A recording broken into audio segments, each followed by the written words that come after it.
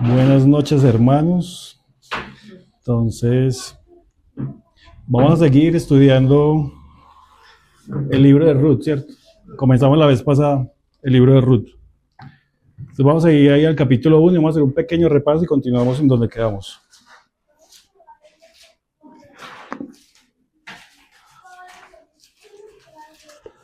Ruth está después de Jueces. Libro de Ruth, sí.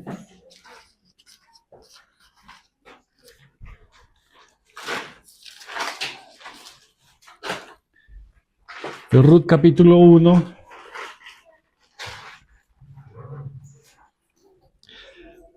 Voy a leer solamente el primer verso, el 1:1, que dice: aconteció en los días que gobernaban los jueces, que hubo hambre en la tierra, y un varón de Belén de Judá fue a morar a los campos de Moab, él, su mujer y sus 2 hijos. Entonces habíamos estudiado la vez pasada el contexto, ¿cierto? Que era el tiempo en que gobernaban los jueces. Y el tiempo en que gobernaban los jueces era donde cada uno hacía lo que bien le parecía. O sea, no tenía en cuenta la ley de Dios, sino que cada uno hacía como quería. Y veíamos algo muy serio, era cómo Dios los había juzgado, porque Dios había prometido que la tierra prometida, valga la redundancia, era una tierra muy próspera. Lo leímos la vez pasada, que abundaban las viñas, que abundaban los frutos, que no les iba a faltar nada, que era una tierra muy abundante. Pero aquí dice que hubo hambre.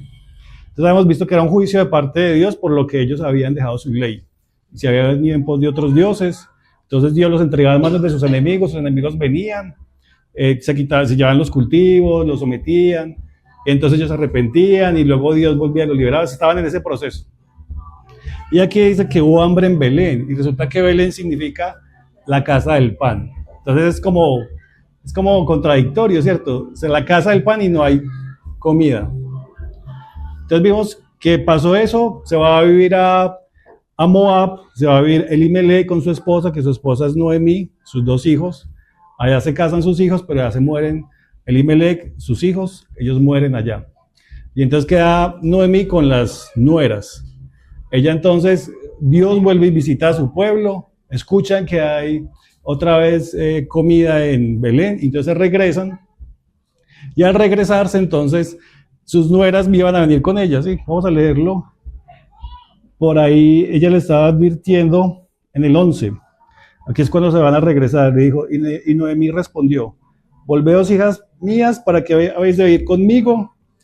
Tengo yo más hijos en el vientre que puedan ser vuestros maridos. Volveos, hijas mías, e idos, porque soy vieja para tener marido, y aunque dijese esperanza tengo, y esta noche estuviese con marido, y aún diese a luz hijos, ¿habías vosotras de esperarlos hasta que fueran grandes? ¿Habéis de quedaros sin casar por amor a ellos? No, hijas mías, que mayor amargura tengo yo que vosotras, pues la mano de Jehová ha sido contra mí. Entonces ella le está advirtiendo a ellas que no se vaya, le está diciendo: no se vengan conmigo, porque yo no tengo, antes les había dicho, quédense en la casa de su mamá, van a estar cómodas, tranquilas. Y luego ellas dijeron: no, nosotros vamos. Y luego le dicen: no, no tengo esposo para darles, no tengo hijos, y no tengo como que se vuelvan a casar, devuélvanse. Y aquí es donde estamos leyendo. Y dice en el 14, y ellas alzaron otra vez su voz y lloraron.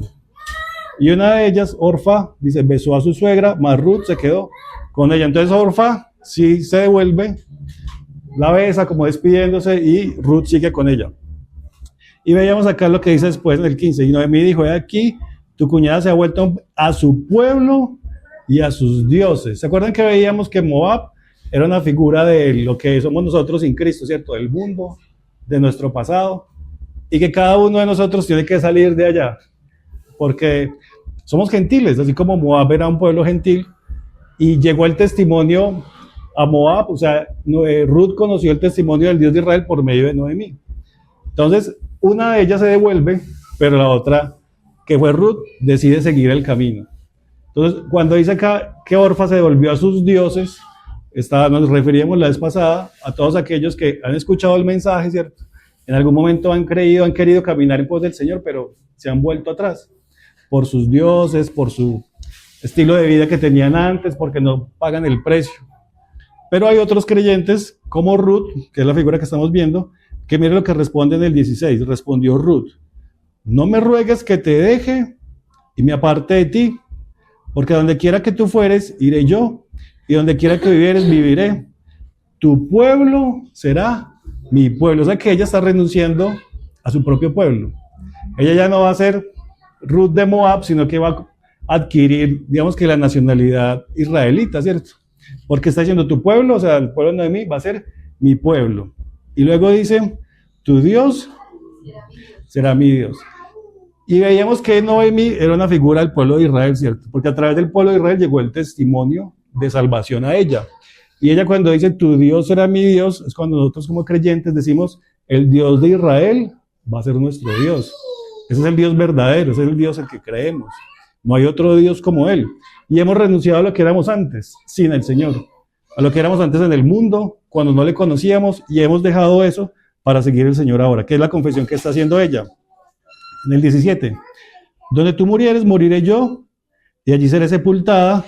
Así me haga Jehová y aún me añada que solo la muerte hará separación entre nosotras dos. O sea que ella estaba dispuesta a ir hasta la muerte. O sea, a seguir esa fe hasta la muerte. Porque ella era de Moab. Y en el 18, y viendo Noemí que estaba tan resuelta a ir con ella, no dijo más. Creo que ahí fue donde quedamos, ¿cierto? La vez pasada. Resuelta a ir. Y era algo que mencionábamos la vez pasada, que debe ser nuestra actitud. Como creyentes debemos estar resueltos a seguir el testimonio del Señor, a caminar en pos de Él, a no devolvernos a lo que éramos antes, sino avanzar en pos del Señor. Entonces vamos a continuar ahí en el 19. Veíamos la vez pasada que Noemí es una figura del pueblo de Israel, Elimelech, que era el esposo de Noemí, era una figura de Dios, ¿cierto? Y Ruth, junto con Orfa, era figura de los creyentes, pero Ruth nos estaba mostrando a aquellos creyentes que sí avanzan en el camino y dejan su pasado, pero Orfa nos está mostrando a aquellos que habían recibido la palabra, habían creído, pero se devuelven en el camino, no siguen porque no están dispuestos a pagar el precio, o a dejar sus ídolos, o a dejar el mundo, ¿cierto? Entonces, eso es lo que vimos la vez pasada. Entonces vamos a leer ahí en el 19. Y se anduvieron pues ellas dos hasta que llegaron a Belén. Y aconteció que habiendo entrado en Belén, toda la ciudad se conmovió por causa de ellas y decían, ¿no es esta Noemí? Y ella le respondía, no me llaméis Noemí, sino llamadme Mara, porque en grande amargura me he puesto el Todopoderoso. Entonces fíjese cómo ella está diciendo que Dios mismo la llevó como a esa circunstancia. Así como Dios con su pueblo Israel lo ha llevado a una posición para que los gentiles podamos ingresar y podamos recibir la salvación que Él tenía preparada para nosotros. Noemí significa, creo que gracia, agradable alegría, sí. Noemí significa agradable alegría, esplendor, gracia, mientras que luego dice, ya no me llamen así, sino que llamen Mara, que es amargura.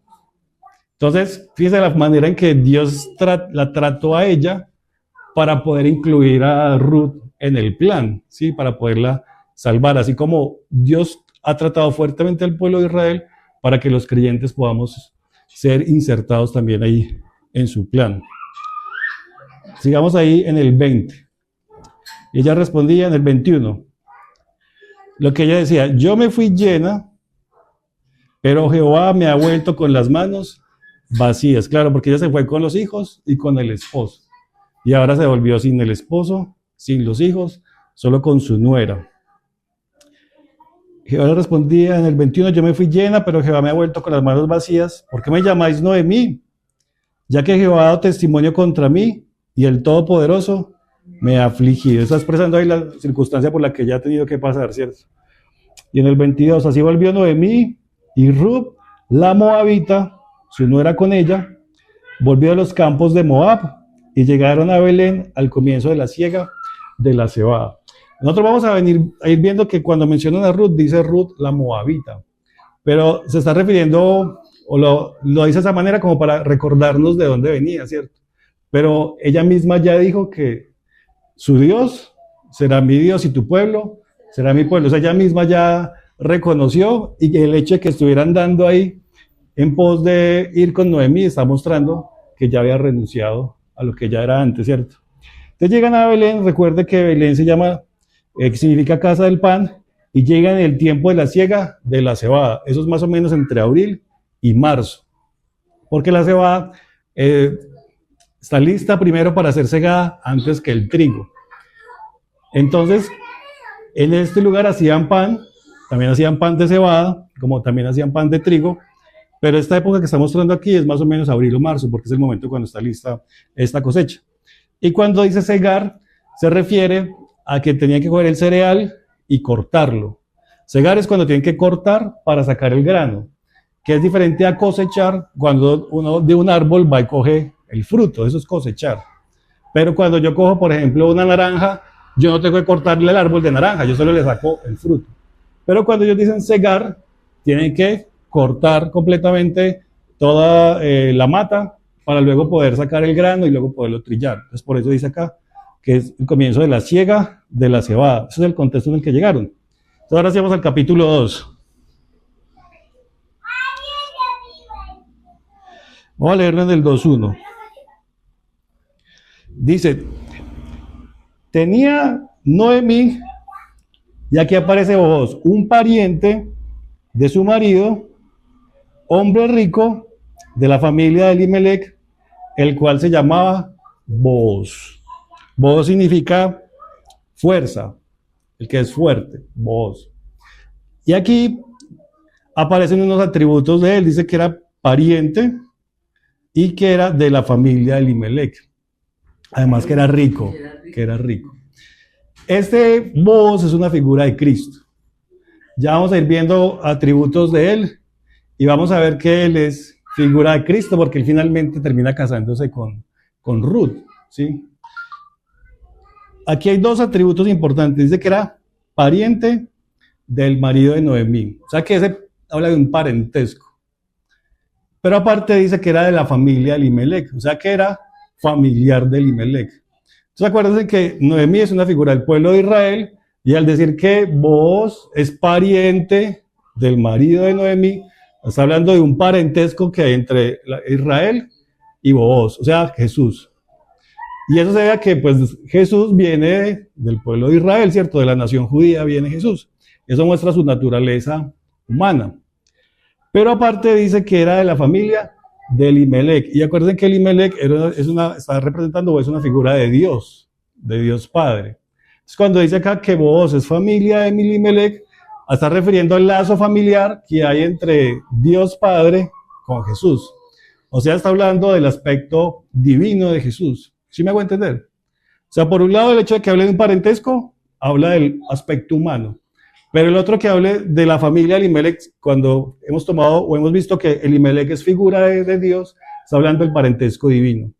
O sea que está mostrando a Jesús, a Booz, lo está mostrando tanto como hombre de la nación de Israel, como hijo de Dios, como su aspecto divino, porque entendemos que Jesús es Dios, ¿cierto? Completamente Dios, pero a la vez también es completamente hombre. Entonces aquí estamos viendo esos dos aspectos de él. Y aparte está diciendo que era rico.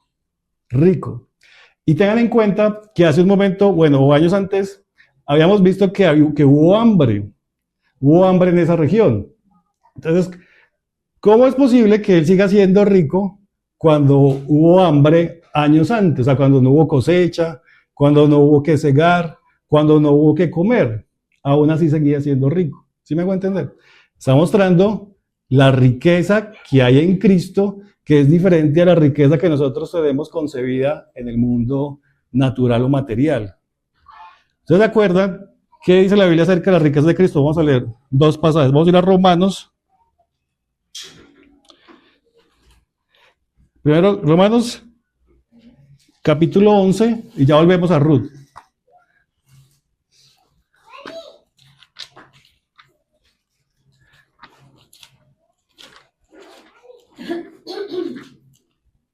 Romanos 11.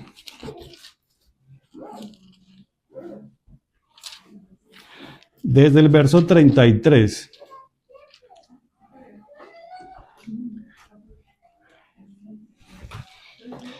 (11:33) dice: oh profundidad de las riquezas, de la sabiduría y de la ciencia de Dios. Cuán insondables son sus juicios e inescrutables sus caminos. Porque ¿quién entendió la mente del Señor? ¿O quién fue su consejero? ¿O quién le dio al primero para que él fuese recompensado? Porque de él y para él son todas las cosas, al sea la gloria por los siglos de los siglos. Amén. Este texto está hablando de la grandeza de Dios, ¿cierto? De su sabiduría, de su conocimiento, de su poder, de que es tan grande que utiliza ahí dos palabras que dice que son insondables e inescrutables. Insondables es algo que no tiene profundidad. O sea, es tan grande que no tiene profundidad.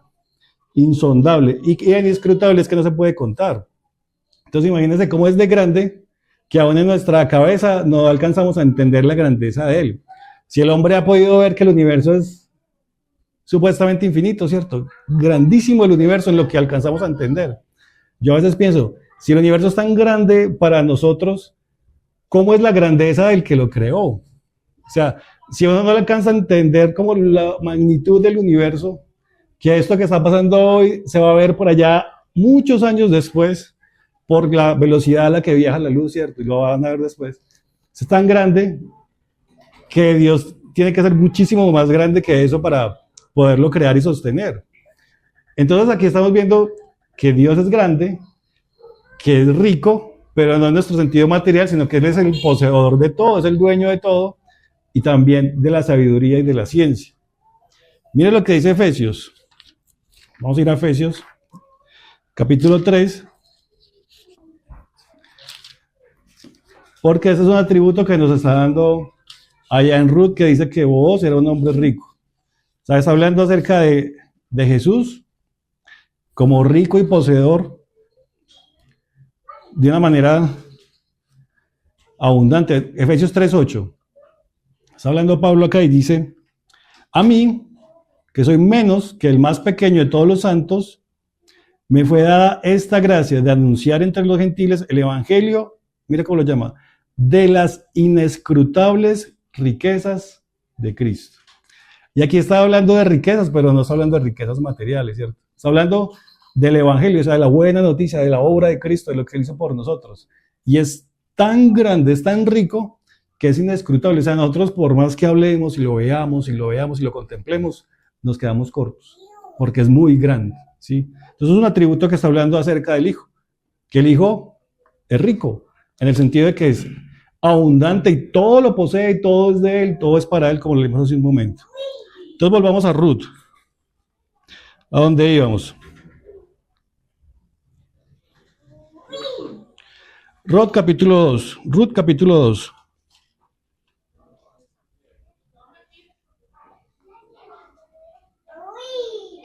Entonces dice, en el 1 leímos, tenía Noemí un pariente de su marido, hombre rico de la familia de Elimelech, el cual se llamaba Booz. Entonces aquí la historia ya va a empezar a aparecer él, Booz. Y en el 2, y Ruth, la moabita, dijo a Noemí, te ruego que me dejes ir al campo y recogeré espigas en pos de aquel a cuyos ojos hallaré gracia. Y ella le respondió, ve, hija mía. Fue pues, y llegando, espigó en el campo en pos de los segadores.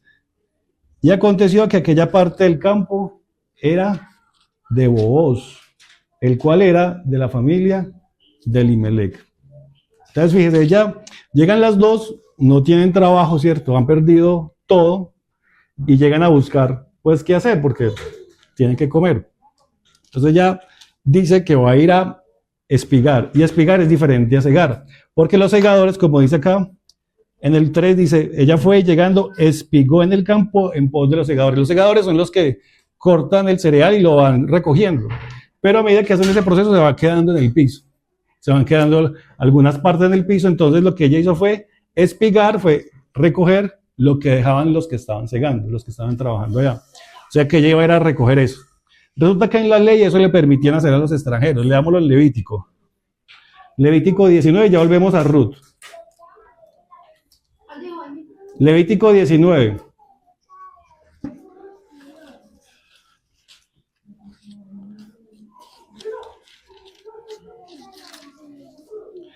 Versos 9 y 10 de Levítico 19.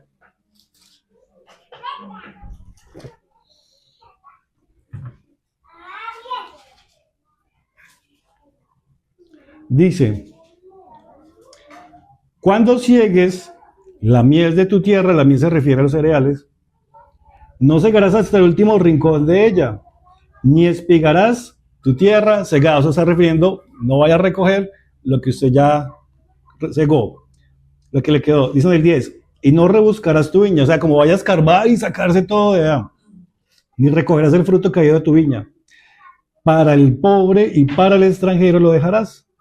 Yo Jehová, vuestro Dios. Entonces, ellos habían recibido la instrucción de parte de Dios que cuando cegaran, lo que iba quedando en el piso, lo podían recoger los pobres y los extranjeros. Por eso entonces cuando viene Ruth y le dice a ella, a Noemí, le dice que ella va a ir a espigar, o sea, a recoger lo que han dejado los segadores, porque la ley lo permitía hacer.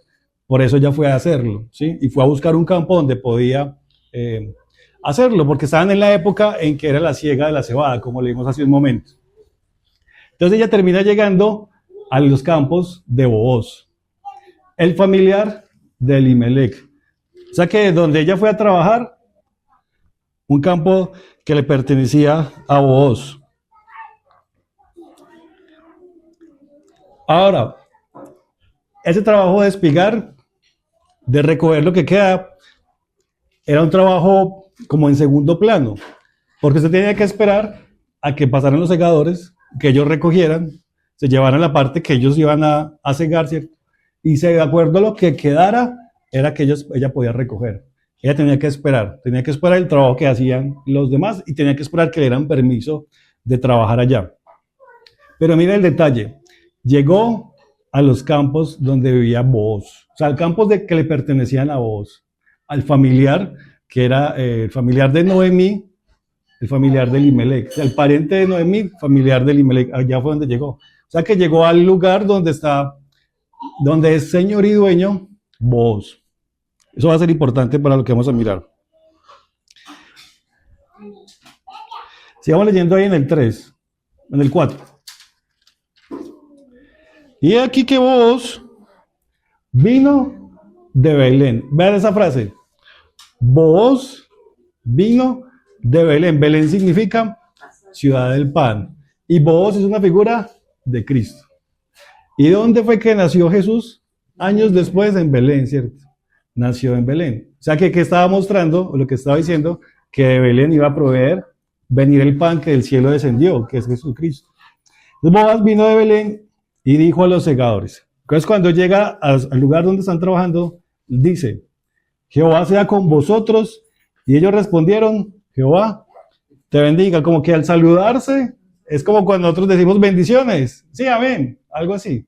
Porque aquí le estaba diciendo a los trabajadores, a los segadores de ahí, Jehová con vosotros, sea con vosotros, Jehová te bendiga. O sea que los que estaban trabajando ahí eran también creyentes y eran temerosos de Dios en el sentido de que hasta esto lo tenían claro también.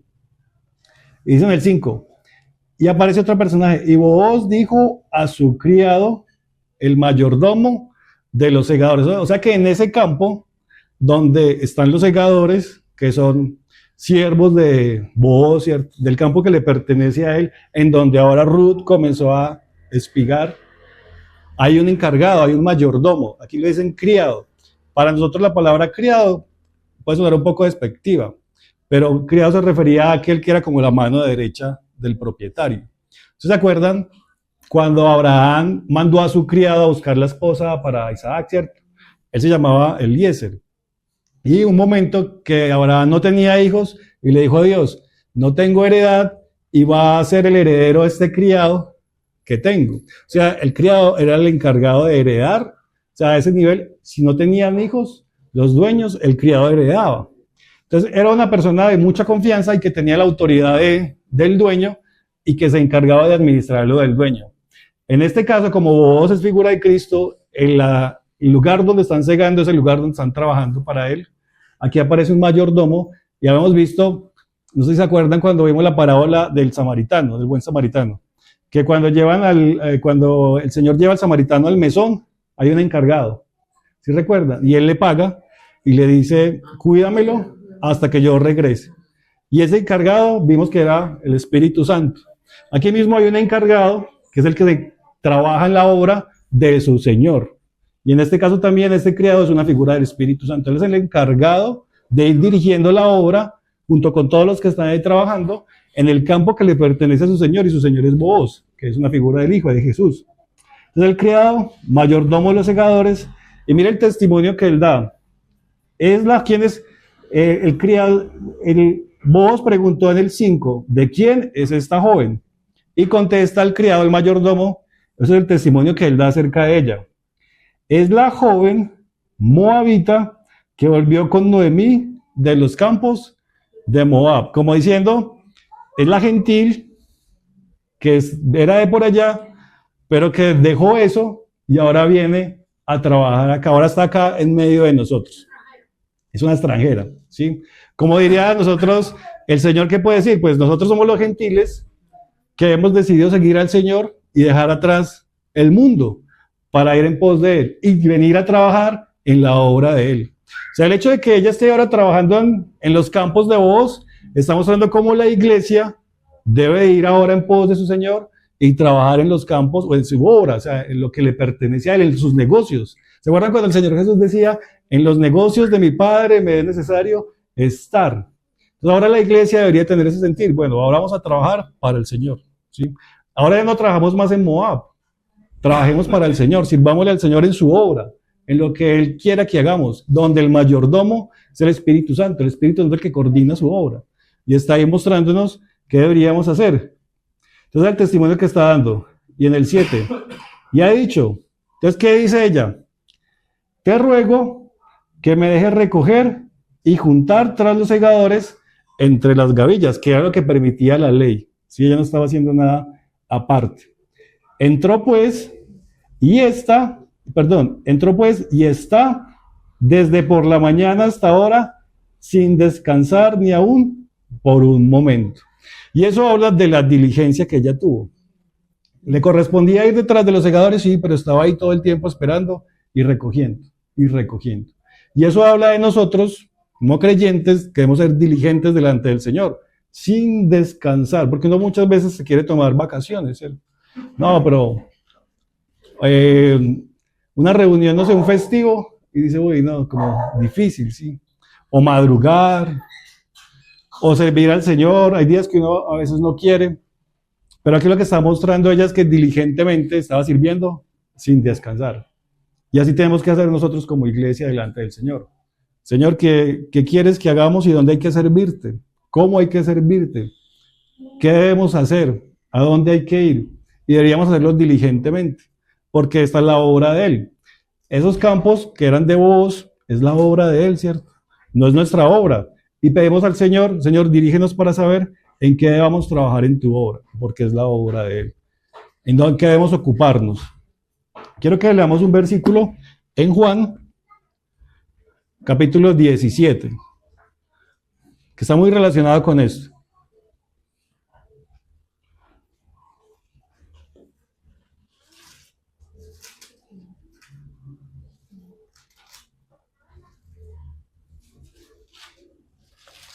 Juan 17, verso 24.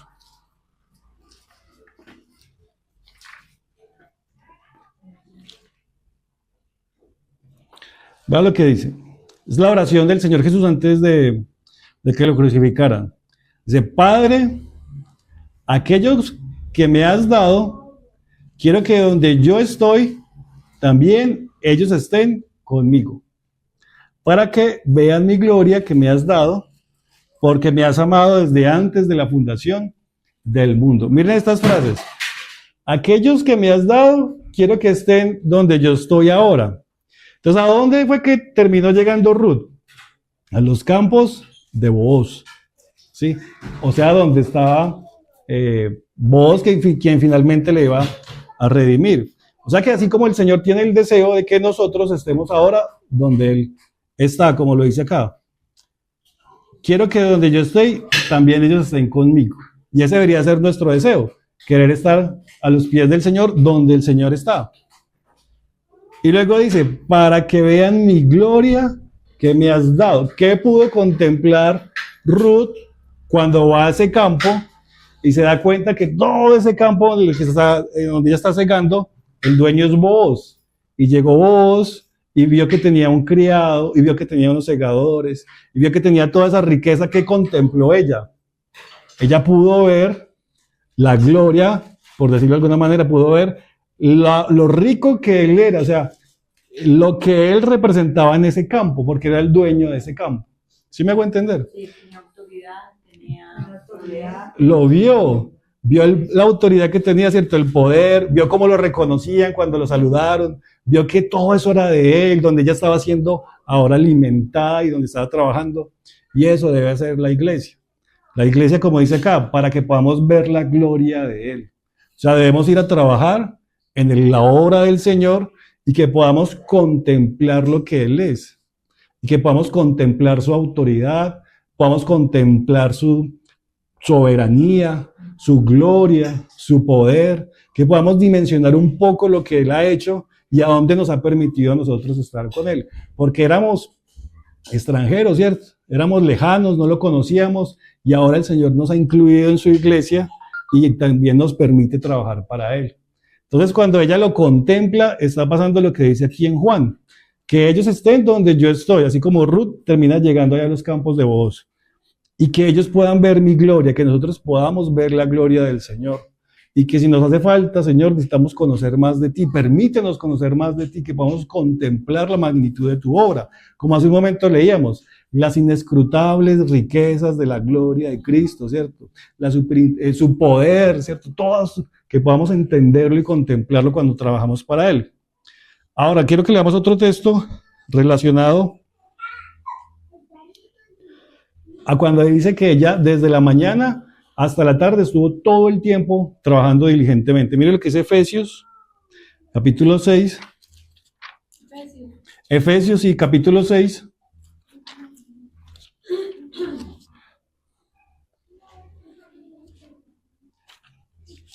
Verso 18.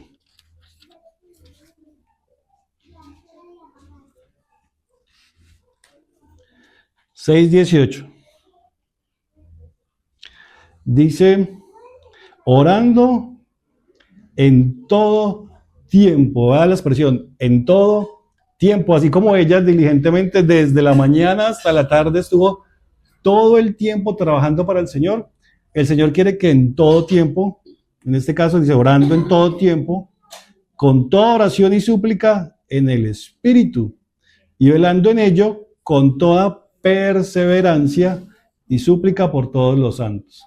O sea, lo que el Señor quiere es que perseveremos y que todo el tiempo podamos servirle.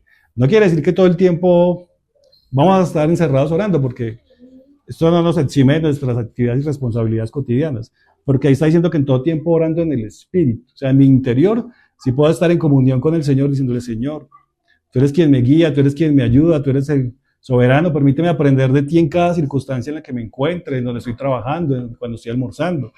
Todo el tiempo, porque el Señor quiere que su iglesia todo el tiempo sea entregada para Él. O sea, somos su iglesia todo el tiempo. Nos reunimos como iglesia, pero nuestro vivir en el Señor debe ser todo el tiempo, porque así fue la diligencia que ella puso allá en los campos de Moab. Volvamos entonces otra vez a Ruth.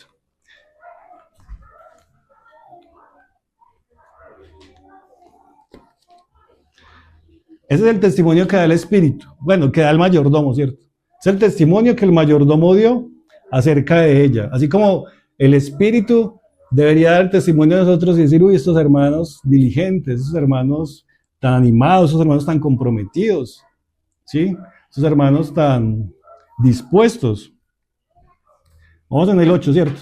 En el 7. Entonces el testimonio, te ruego que me dejes recoger y juntar tras los segadores, entre las gavillas. Entró pues y está desde por la mañana hasta ahora sin descansar, ni aun por el momento. Ese es el testimonio que da de ella. Ahora miremos qué dice Booz en el 8, 2:8. Entonces Booz dijo a Ruth, mire las palabras que es lo que dice él. Oye, hija mía, no vayas a espigar a otro campo, ni pases de aquí, y aquí estarás junto a mis criadas. Cuando dice oye, ¿se acuerdan como cuando en las cartas del Apocalipsis, cómo dicen? Oigan, ¿cierto? El que tiene oídos para oír, que oiga. Cuando el Señor dice que la fe viene por el oír, y el oír la palabra de Dios. Cuando el Señor dice en muchas partes, oye Israel, ¿sí? Cuando dice por ahí en Hebreos, ese, exacto. Si oyeres hoy su voz, no endurezcáis vuestros corazones.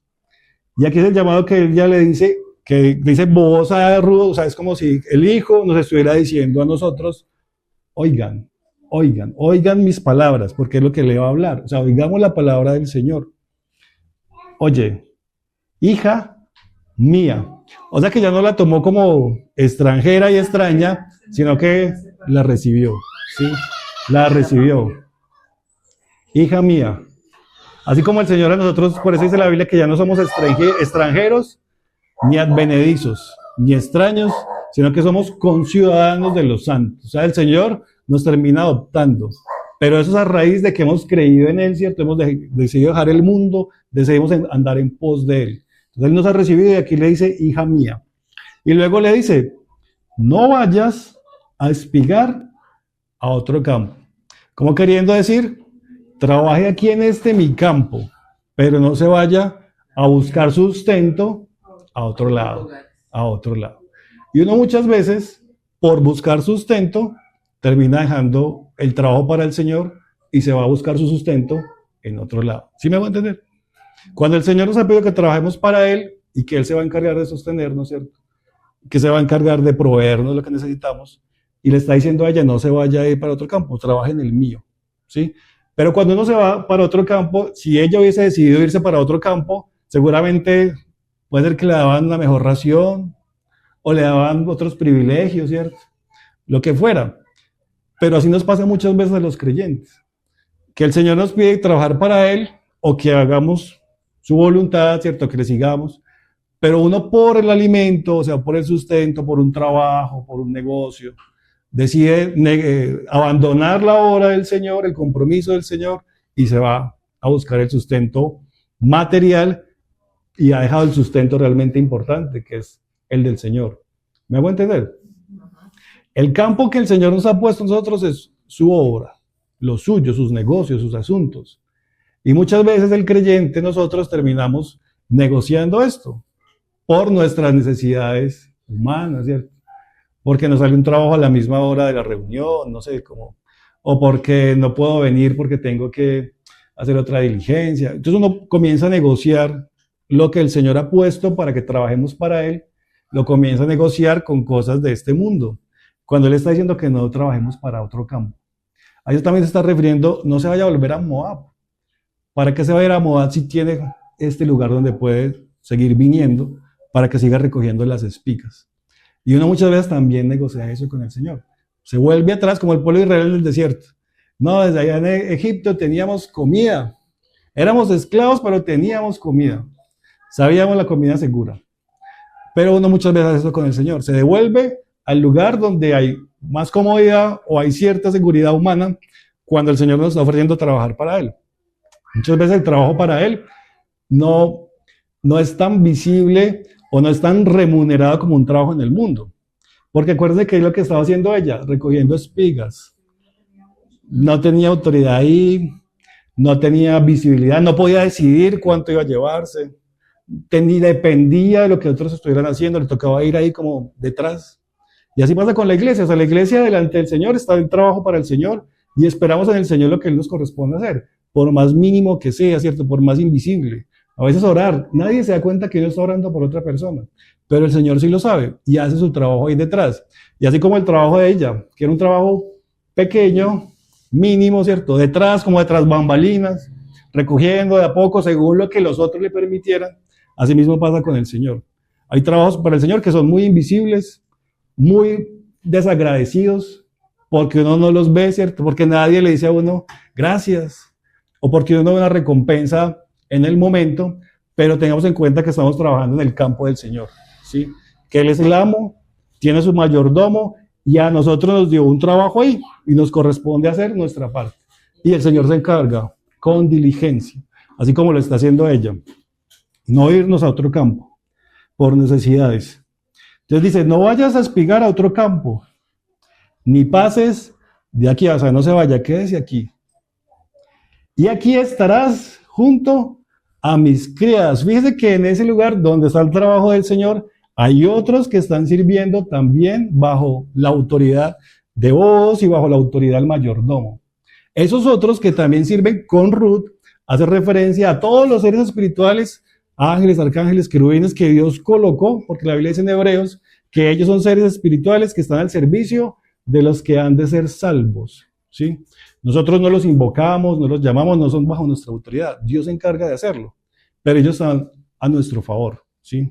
Por eso aquí está diciendo que ella va a estar con sus criadas. O sea, hay otros que están al servicio de él. Y la iglesia, o sea, Ruth, va a estar cuidada y ayudada y acompañada de todos esos que están segando ahí. Así como la iglesia ahora está también cuidada y rodeada y protegida de seres espirituales que no vemos, pero que el Señor tiene ahí. Porque son a favor de los que han de ser salvos. Y no estamos solos. Está el mayordomo, que es el Espíritu Santo. Está vos, que es el dueño, que es Jesús, ¿cierto? Y aparte de eso, hay otros que están sirviendo también a favor de los creyentes. Sigamos ahí leyendo. En el 9. Mira bien el campo que sieguen y síguelas. O sea, ponga cuidado a dónde van, ponga cuidado qué es lo que están haciendo y usted las va a seguir. O sea, el testimonio que ellos estén dando o hacia dónde se estén moviendo, usted los va a seguir. O sea, nos corresponde a nosotros estar atentos a la voz de Booz, que es el dueño y el Señor, ¿cierto? Y que Él nos dirija para saber qué es, por dónde debemos movernos. Pero dice bien, mira bien. Ajá, mira bien, sí. ¿Cómo estar atento? Atento. Luego dice, porque yo he mandado a los criados que no te molesten. O sea, todos esos servidores de Él están a favor nuestro, ¿sí? Hay otros que se rebelaron contra el Señor, que son nuestros enemigos, ¿cierto? Y que están contra nosotros. Pero hay unos que están a favor, como dice acá, que no te molesten. Y en esta parte. Y cuando tengas sed, ve a las vasijas y bebe del agua que sacan los criados. O sea que le dio autorización para que fuera a tomar agua cuando tuviera sed. Y uno pasa por alto ese detalle, pero hay algo que tenemos que tener acá en cuenta y vamos a verlo en otro texto. Vamos a ir a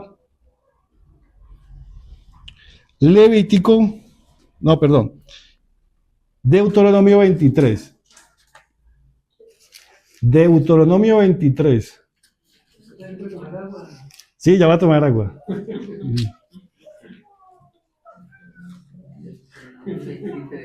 Ya iba a tomar, pero no. Ya iba a tomar agua, así como cuando le dijo que tomara agua.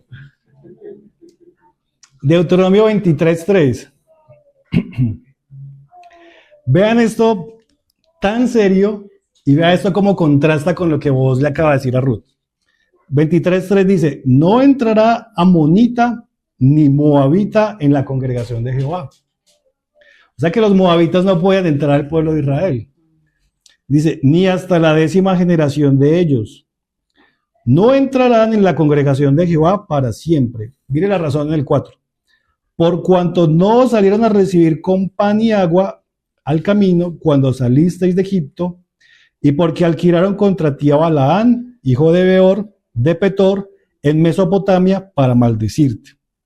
Mas no quiso Jehová tu Dios oír a Balaán, y Jehová tu Dios te convirtió la maldición en bendición, porque Jehová tu Dios te amaba. ¿Ustedes se acuerdan de esa historia?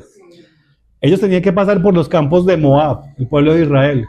Pero el pueblo de Moab, el rey de Moab, no le dio permiso. O sea, ellos les dijeron, nosotros pasaremos por el campo, no vamos a coger nada, no vamos a comer nada, no vamos a dañar nada, solo déjenos pasar. Y no los dejaron pasar. Y antes lo que hicieron fue llamar a Balaam, que era un profeta, ¿cierto? Y le dijeron a Balaam que por favor maldijera al pueblo de Israel. Y él va y trata de hacerlo, y aparece la historia de la burra, ¿se acuerdan?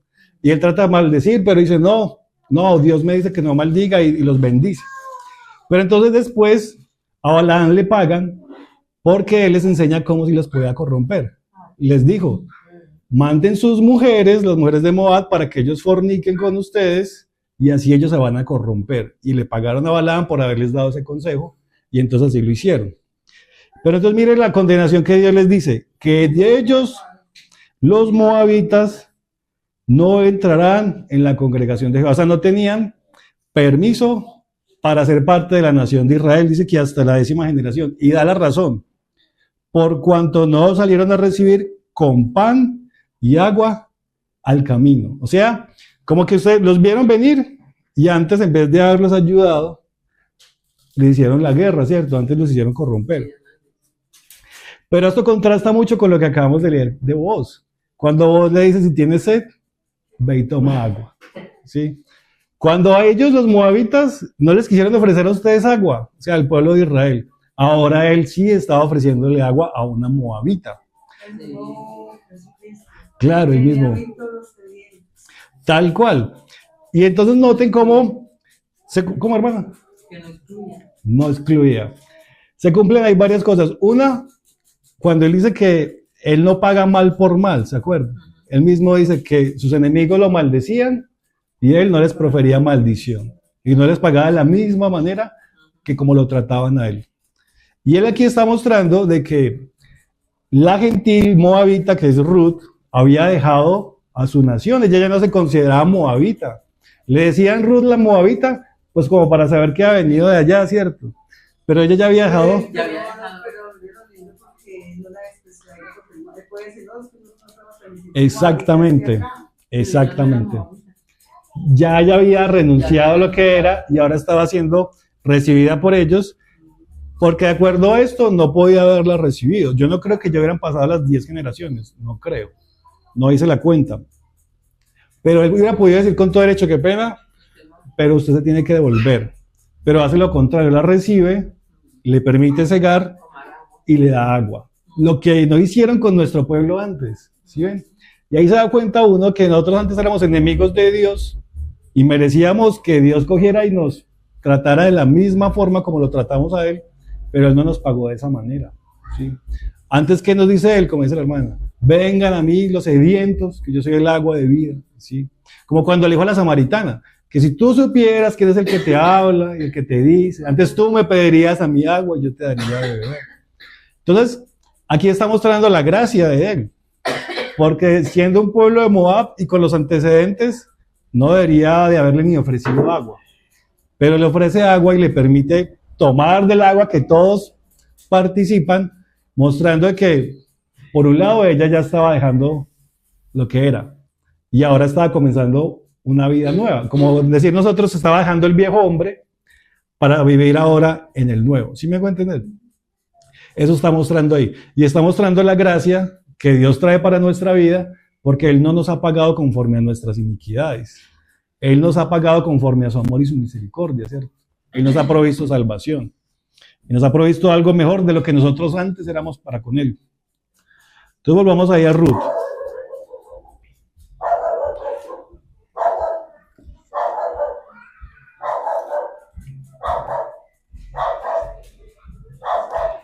Dice en el 9, al final, y cuando tengas sed, ve a las vasijas y bebe el agua que sacan los criados. Así como la promesa decía que todos los sedientos, venid y bebed sin dinero, venid a comprar sin dinero, ¿sí? Y también cuando Él dice que Él es el agua de vida para nosotros, que Él es la fuente, porque Él hubiera podido decir, no, pues si tienes sed, vaya y consiga agua en otro lado. Pero Él está mostrando que Él es la provisión necesaria para nosotros, ¿sí? La plenitud de lo que necesitamos está en Cristo, está en Él, no en otra fuente. Sigamos leyendo ahí en el 10. Entonces, ¿qué hace ella? Ella entonces, bajando su rostro, se inclinó a tierra. ¿Qué hacemos nosotros cuando uno comienza a contemplar las maravillas del Señor? ¿Cierto? Cuando uno comienza a entender lo que ha hecho el Señor por nosotros, el amor que tiene para con nosotros, lo que ha provisto, le queda a uno sino como agachar la cabeza y decir, Señor, esto es mucho para mí, o sea, esto no me lo merecía, no tenía ni idea de lo que ha hecho por mí, y ahora lo único que me queda es agachar la cabeza, guardar silencio como Job, ¿se acuerdan? Que él hablaba lo que no entendía y al final dijo, nada, o sea, ahora sí veo un poco más acerca de él. Nos queda a nosotros hacer lo mismo, inclinar nuestro rostro a tierra, y le dijo ella, mire lo que contesta, ¿por qué he hallado gracia en tus ojos para que me reconozcas siendo yo extranjera? Y es que es lo que la iglesia dice, ¿cierto? Lo que nosotros decimos, Señor, somos gentiles, no somos buenos, pecadores, idólatras, nos extraviamos, hemos hecho tanto mal y finalmente ¿qué hemos hecho? Para que tengas gracia y para que nos hayas alcanzado, para que nos salves, para que nos des tu espíritu, para que nos acompañes, nos guardes, nos enseñes, nos sostengas, para que nos salve. O sea, ¿qué hemos hecho nosotros? O sea, que somos nada, nada, no somos nada, somos polvo. Pero el Señor ha hecho todo por nosotros. Y en el 11 responde, y respondiendo vos le dijo, miren lo que dice vos, he sabido todo lo que has hecho con tu suegra después de la muerte de tu marido, y que dejando a tu padre y a tu madre y la tierra donde naciste, has venido a un pueblo que no conociste antes. Y ahí está reconociendo la decisión que ella tomó. Ella tomó por fe, porque dice que vino a un pueblo que no conocía antes. O sea, ella iba para allá sin saber qué era. Lo único que tenía era el testimonio de Noemí. Si yo escuché y quiero que tu Dios sea mi Dios y tu pueblo sea mi pueblo. Y está mostrando aquí cuando dice, he sabido todo, está mostrando que vos, sabía la situación de ella, sabía de dónde venía, sabía lo que había pasado, sabía que había renunciado, sabía lo que estaba pasando en su corazón. Así como el Señor conoce la situación de cada uno de nosotros, ¿sí? Y no somos ajenos a Él. Y Él sabe el precio que cada uno tiene que pagar en diferentes circunstancias. Y Él conoce la situación particular por la que cada uno atraviesa. Y eso nos debe llenar de consuelo y de esperanza saber que no somos ajenos al Señor, sino que Él tiene cuidado de nosotros. O sea, Él sabe nuestras necesidades, sabe nuestros altibajos, sabe lo que pasa en nuestro corazón, lo que pensamos, sabe muchas veces las cosas que anhelamos. Había un hermano que nos contaba una vez y decía, uy, Señor, yo me levanté hoy con ganas de comer pescado. Dice el hermano, y que al mediodía el vecino, uy, vecino, le traje este pescado, no sé, Dios puso mi corazón. Le pasaban cosas así. Y él decía, mi Dios me conoce y sabe hasta esos detalles, ¿sí? Que tenía ciertas cosas que quería y el Señor se las proveía muchas veces. Como también uno muchas veces ni siquiera ora por algunos temas y el Señor está interviniendo y dice, uy, Señor, yo ni siquiera te había pedido por esto, o no me acordaba y tú sí tienes cuidado de nosotros. Entonces, el Señor es consciente de nuestra circunstancia, de la circunstancia de cada uno, de la circunstancia de la iglesia, de lo que necesitamos. Muchas veces creemos que Él está ajeno a eso, pero no. Él está ahí pendiente, aunque no conteste como nosotros quisiéramos, porque uno muchas veces quiere que conteste pronto, y que conteste rápido, y que conteste a la manera de uno. Pero Él contesta según lo que es apropiado y conveniente, de acuerdo a su voluntad. Entonces, Él sabía lo que ella había pasado y está mostrando el precio que ella está pagando por estar ahí. Porque le dice, sé que has dejado a tu padre y a tu madre, se le murió el esposo, dejó a su padre y a su madre, dejó a su pueblo y se vino para acá. Sí, la tierra donde naciste. A un pueblo que no conociste antes. Un pueblo que no conociste. O sea que Él sabe el precio que ella estaba pagando. Así como nosotros.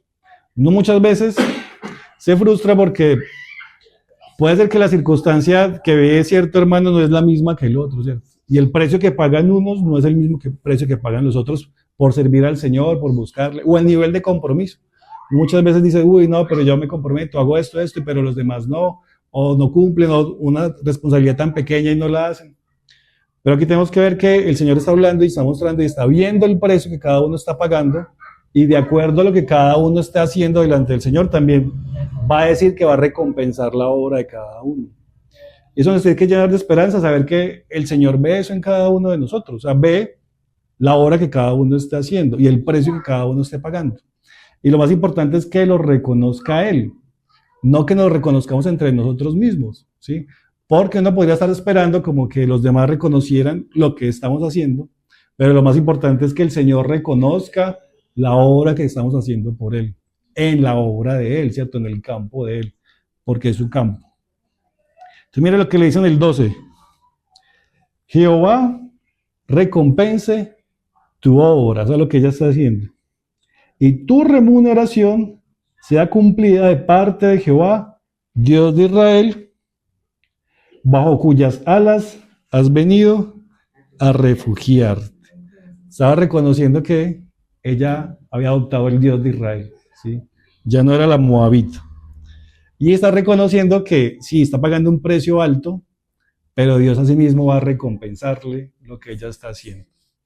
Y así pasa también con nosotros. O sea, el precio que cada uno esté pagando delante del Señor, el Señor se va a encargar de recompensarlo individualmente en cada uno. Porque Él dice que Él no se olvida, ¿cierto? Él tiene presente eso. Vamos a leerlo en Job. Y terminamos con estos pasajes. Job capítulo 34.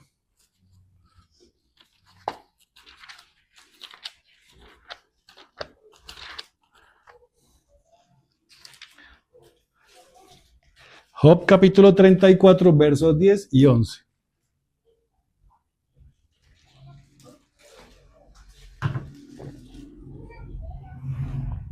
Job 34, 10 y 11 dice: por tanto, varones de inteligencia, oídme. O sea, como tienen inteligencia, pongan cuidado. Lejos esté de Dios la impiedad y del omnipotente la iniquidad, porque Él pagará al hombre según su obra y le retribuirá conforme a su camino. O sea que el Señor va a tener presente la obra de cada uno y la obra de cada uno. Él la va a recompensar, la obra de cada uno, ¿sí? El precio que cada uno haya tenido que pagar. Leamos el Salmo 62 también.